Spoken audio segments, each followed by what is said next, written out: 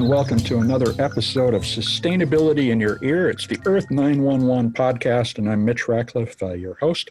Today we are doing another innovator interview, and this time it is with Sana Packaging, which is a cannabis packaging company founded in Denver by two University of Boulder students.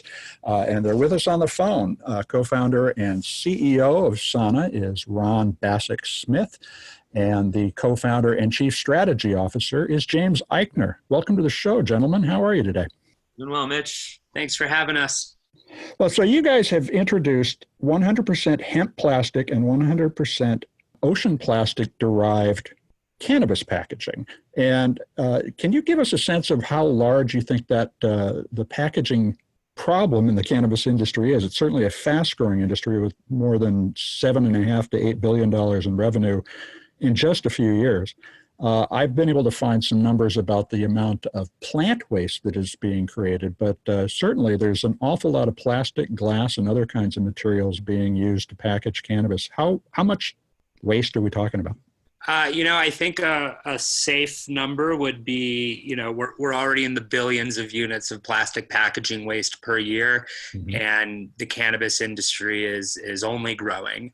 I think cannabis packaging specifically is expected to be, over a $4 billion industry by 2025, I believe. So the problem's only going to get worse. And now I think we have a very unique opportunity with it being a young industry to implement some sustainable best practices before things really get out of hand and before we, become like other packaging intensive industries. Well, so now we're talking about a variety of different materials, plastic, various types of composites that are used for the seal bags, and glass. You're focused on the plastic. Tell us about the two Sana products that you've created, the hemp-based container and the plastic-based container for cartridges and the like. Absolutely. So our first product line is made from 100% plant-based hemp plastic. It's a fiber-reinforced biocomposite that we make by infusing a PLA with micronized hemp hurd. So our actual formulation is 70% PLA and 30% hemp hurd. We hope to continue increasing the amount of hemp used. Most bioplastics in the United States, at least, are made from corn, which, when you compare to hemp from an agricultural perspective, is a far less sustainable crop. Just going over some of the basic sustainability points, hemp uses about a third of the water that corn does, none of the pesticides. Hemp is also a canopy crop, which means it covers the ground, whereas corn is not. It's long and thin, so it leaves the earth exposed to the sun. Hemp is also a regenerative crop, meaning that it remediates the soil that it's grown in. So it's an excellent rotational crop for farmers to use. And, from a sustainability standpoint alone on the agricultural side, we think that's, a really great reason to explore, all the different uses of hemp, whether it's textiles or building materials, or in our case, bioplastics. And we released our first line in July of 2018. And then our second line is made from 100% reclaimed ocean plastic. We've partnered with a company in Los Angeles called OceanWorks that aims to accelerate the removal of ocean plastic with the long-term goal of a plastic-free ocean.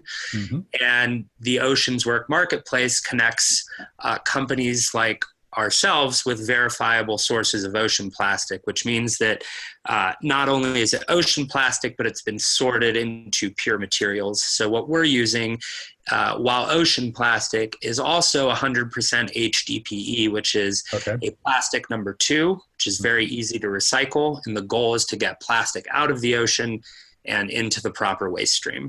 Now, they're very attractive packages used as kind of a slide top that, according to your site, also doubles as a rolling tray. But for those folks out there who are not familiar with the cannabis industry, what is the challenge of packaging cannabis?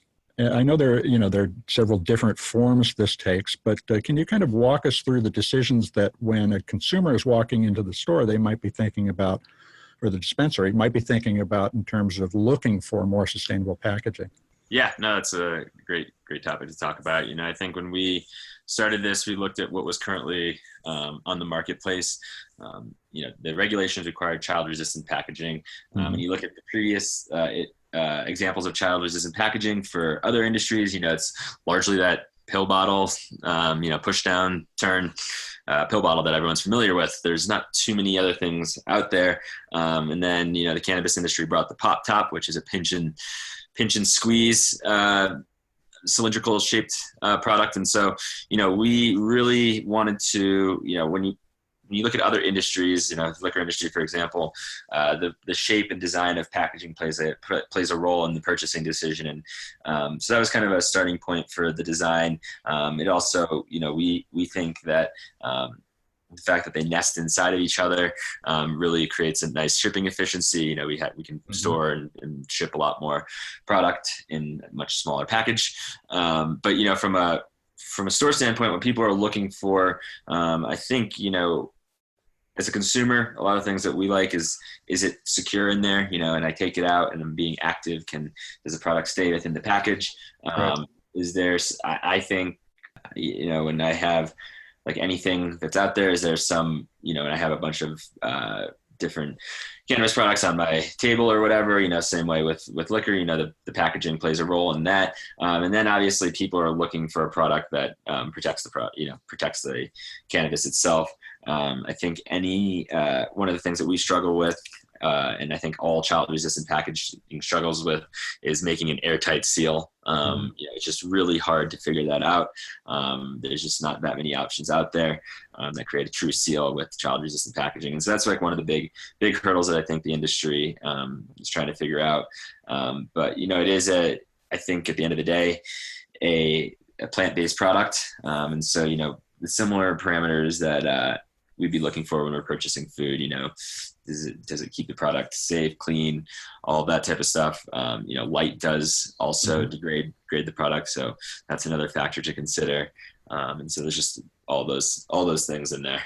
Yeah, and I think it's also definitely worth noting that regulations such as child resistant certification do make it more difficult to use sustainable materials, just because, it makes it so that you have increased wall thicknesses in order to make blocking mechanisms work. And all these different challenges arise from cannabis packaging regulations, specifically in relation to how easy is it for us to create a sustainable alternative. And so I think the industry is reaching an interesting point where, perhaps it's time to re-examine some of these regulations, whether it's, the fact that in some states the packaging needs to be opaque, or be child resistant. I think child resistance makes sense for things like edibles, where if a child consumed an edible, it could cause them harm. However, for things like flour, I don't really see a child getting into a package of flour and then finding a way to smoke it. And then, similarly, even if a child were to eat the flour, nothing would happen because it's not activated.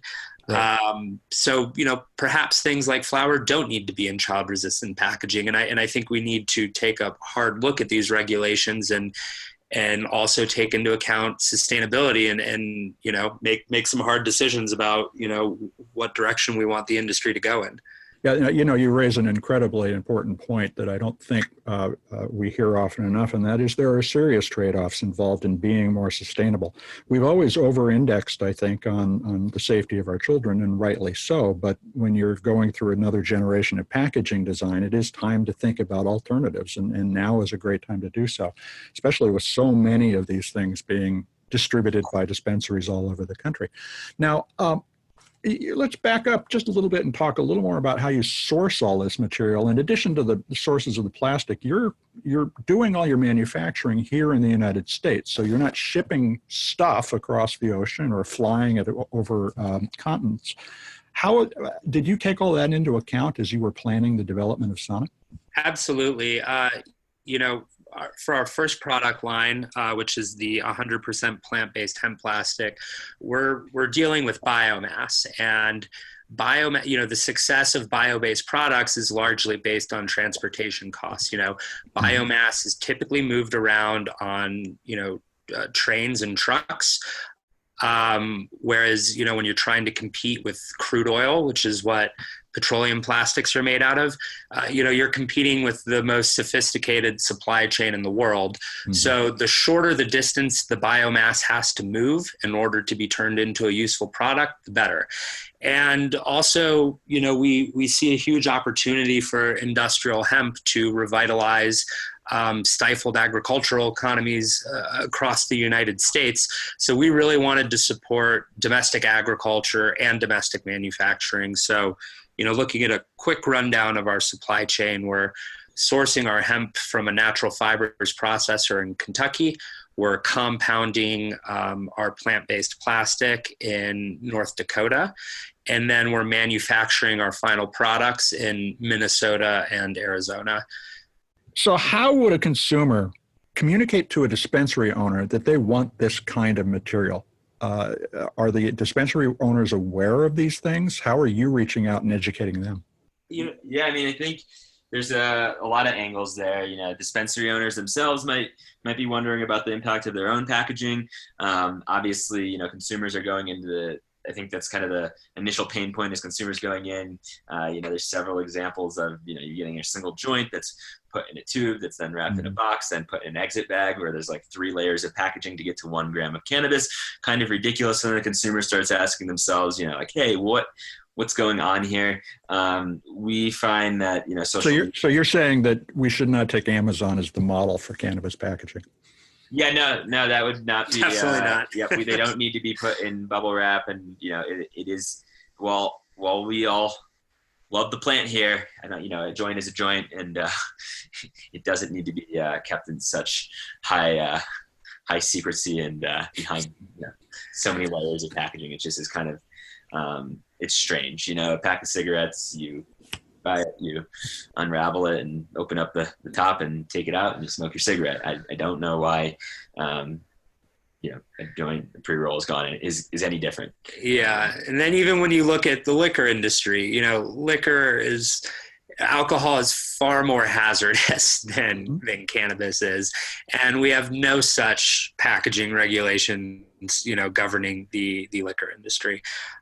So really, I think, a lot of these regulations come out of just pure ignorance.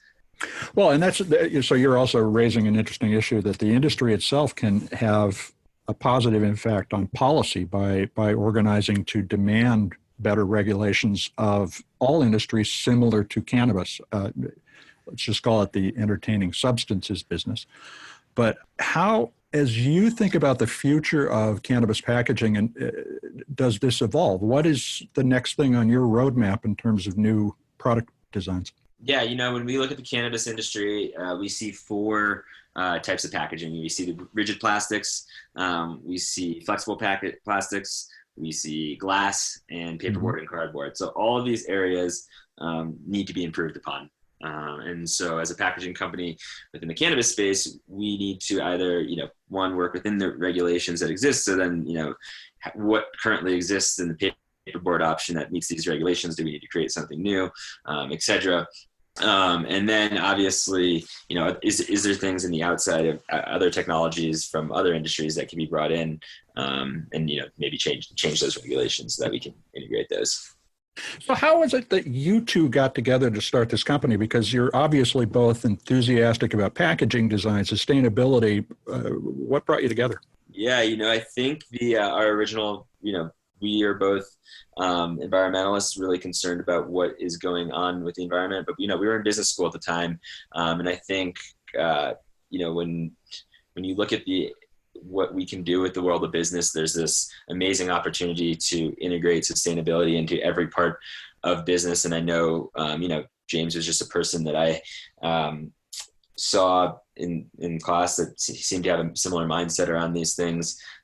He was also, a little side note here, and the other very few fish fans in our business program. So, you know, I always say, things. if you're gonna start a business, make sure you like the same music, because there's a lot of downtime in the car together, and you know. Yeah, and if it's a cannabis business, definitely fish. Yeah, exactly. Exactly. So you want some good tunes to listen to. So that was you know, just someone I was like, hey, you know, we're similar mindset, we care about the same things, and we're also both big skiers. So yeah, we became friends first year of business school, started hanging out, and then second year of business school, we were in a sustainable venturing class together. Mm-hmm. And Ron approached me with this idea. You know, we needed to come up with a business idea to work on in groups for a class project. And Ron was like, hey, you know, I've got this idea. I want to do something about cannabis packaging.